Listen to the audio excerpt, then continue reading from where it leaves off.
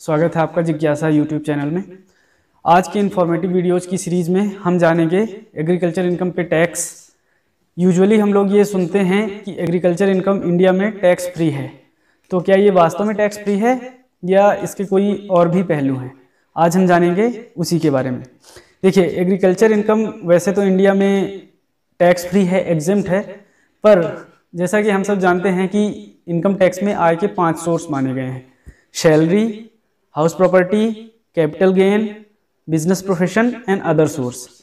तो अगर इन 5 में से किसी भी हेड से आपको इनकम हो रही है और उसके अलावा अगर एग्रीकल्चर से भी इनकम हो रही है, तो उस केस में आपकी इनकम को क्लब करके टैक्सेशन निकाला जाता है और फिर उसमें डिडक्शन दिया जाता है।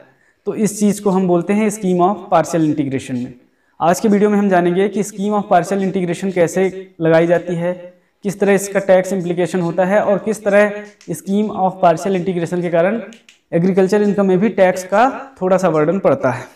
तो यहाँ से हम समझेंगे कि जैसे agriculture income is exempt from tax but for computation of tax it shall be considered if following conditions are satisfied. पहला है कि असेसी जो है इंडिविजुअल है, हिंदू अनडिवाइडेड फैमिली है, एसोसिएशन ऑफ पर्सन है या फिर बॉडी ऑफ इंडिविजुअल है। तो मतलब इन 4 व्यक्तियों के हाथ में ही एग्रीकल्चर इनकम को हम क्लब करेंगे, एसोसिएट करेंगे। दूसरा, आपकी एग्रीकल्चर इनकम की इनकम जो है वो 5,000 रुपये से ज़्यादा है, यानी 5,000 रुपये तक अगर एग्रीकल्चर इनकम है तो वो उसमें आपको टैक्स नहीं देना पड़ेगा। तीसरी शर्त है कि एग्रीकल्चर के अलावा और भी किसी सोर्स से यानी non agriculture income basic exemption से ज़्यादा होनी चाहिए। यहाँ हम जानेंगे बेसिक एग्जम्पशन क्या होता है। तो देखिए, अगर आप रेसिडेंट इंडिविजुअल हैं, है ना, आप किसी भी तरह के इंडिविजुअल हैं, रेसिडेंट हैं, नहीं हैं, आप पूछेंगे रेसिडेंट क्या है, तो वो हम अलग वीडियो में डिस्कस करेंगे। एक बड़े मोटे तौर पे मैं बता दूं कि अगर आपने पिछले साल भारत में 182 दिन या उससे ज़्यादा बिताए हैं और या फिर पिछले 4 सालों में आपने 365 दिन और पिछले साल अगर 60 दिन आपने बिताए हैं और उसके साथ 2 और भी एडिशनल कंडीशन होती हैं, उनको अगर आपने फुलफिल कर दिया, यानी इन 2 में से एक भी कंडीशन आपने फुलफिल कर दी, तो आप रेसिडेंट कहला जाएंगे। उसके बाद आपका क्लासिफिकेशन होता है ऑर्डिनरी एंड नॉट ऑर्डिनरी। तो प्राइमरी तौर पे अपन को ये जान लेना चाहिए कि अगर हमने 182 दिन पिछले फाइनेंशियल ईयर यानी प्रीवियस ईयर में बिताए हैं तो हम यहाँ के लिए रेसिडेंट हैं। तो अगर आप इंडिविजुअल हैं और आपकी उम्र 60 साल से नीचे है, तो अगर आप 2.5 लाख रुपये से ज़्यादा अर्न करते हैं तो आपकी बेसिक एग्जम्पशन के ऊपर है, यानी बेसिक एग्जम्पशन है 2.5 लाख रुपये।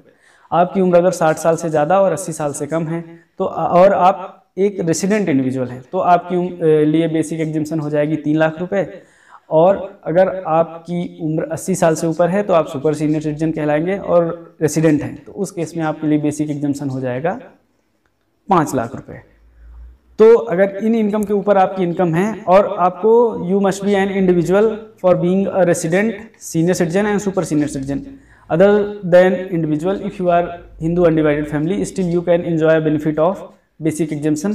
For Hindu undivided family, one basic exemption is provided there and that is 2,50,000. So here we will see how to compute scheme of partial integration tax liability on agriculture income. So first we will start from non agriculture income. So आपको सबसे पहले non agriculture income लेना है, जो भी है agriculture को छोड़ के। उसके बाद आपको लेना है एग्रीकल्चर इनकम, इनका टोटल कर लेना है और उसके बाद यानी ये जो सी आया एग्रीकल्चर और नॉन एग्रीकल्चर, इन दोनों को मिलाने के बाद जो आया उस पर आपको टैक्स कैलकुलेट कर लेना है। उसके बाद आपको जो aggregation of be with basic exemption, यानी कि जो आपकी एग्रीकल्चर इनकम थी उसमें आपको बेसिक एग्जम्पशन 2.5 लाख रुपए, अगर इन केस आपके केस में 2.5 लाख रुपए एप्लीकेबल है तो उस 2.5 लाख को इसमें जोड़ दीजिए और फिर इस पे टैक्स कैलकुलेट कर लीजिए। अब जो टैक्स यहाँ पे आया था और जो टैक्स यहाँ पे आया था, तो इस टैक्स में से इस टैक्स को घटा दीजिए, तो आपका जो है टैक्स पेएबल ऑन ई, यानी ये यहाँ पे आ जाएगा टैक्स। अब इस टैक्स में से इस टैक्स को घटा दीजिए, तो जो भी आपका इनकम आएगा वो नेट टैक्स पेएबल होगा। तो इसको मैं एक एग्जाम्पल से आपको समझाना चाहूँगा। जैसे कि आपकी मान लीजिए कि प्रीवियस ईयर में आपकी जो इनकम है पीजीबीपी से 9 लाख रुपए है और इनकम फ्रॉम अदर सोर्स से 40,000 रुपये है। इसमें एग्रीकल्चर इनकम थी 40,000 रुपये। तो अगर आप 9 लाख रुपए पे टैक्स कैलकुलेट करते हैं, अगर आप 9 लाख रुपए पे टैक्स कैलकुलेट करते हैं तो आप इस तरह से कर लेते हैं। अगर हम ये मान लें कि आप पे बेसिक एग्जम्पशन 2.5 लाख रुपए का लगता है, तो इस 9 लाख में से आपको क्योंकि 5 लाख से 10 लाख की स्लैब में है, तो इसमें से 5 लाख घटा दीजिए तो ये आएगा आपका 4 लाख। इस पर आपको लेना है 20%, इसको M+ कर दीजिए। और उसके अलावा 2.5 से 5 में जो आपकी इनकम बनती है वो बनती है 2.5 लाख, और उस पर 5% आपके आते हैं 12,500 रुपये, तो उसको आप इसमें जोड़ दीजिए। तो ये आया आपका 92,500 रुपये। कितने? 92,500। इस पर अभी हम सेस कैलकुलेट नहीं कर रहे हैं, हम एक कैलकुलेशन देख रहे हैं कि अपन का टैक्सेशन किस तरह इफेक्ट हो जाता है। अब अगर अपन इस 40,000 की इनकम को छोड़ दें तो अपने पास टैक्स आया है 92,500। पर इसी को जब अपन स्कीम ऑफ पार्शियल इंटीग्रेशन में लेते हैं तो इसको अपन कैसे कैलकुलेट करेंगे? 9 लाख प्लस 40,000, तो ये आया आपका 9,40,000। इसमें से 5 लाख घटा दीजिए और इस पे लीजिए 20% इधर कर दीजिए और 12,500 और जोड़ दीजिए। ये आया आपका 100,500। अभी अपन इस पे क्या घटाएंगे? इस पे अपन घटाएंगे 2,50,000 प्लस 40,000। अब 2,90,000 रुपये पे अपन की टैक्स लायबिलिटी कितनी आएगी?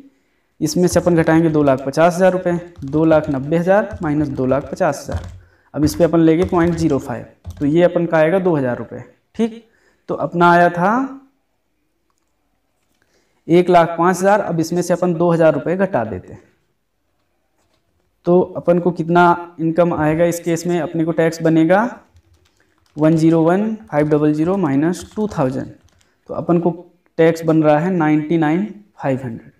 तो अपन इसमें से देख पा रहे हैं कि अपन की जो टैक्सेबिलिटी है वो 7,000 रुपये से बढ़ चुकी है।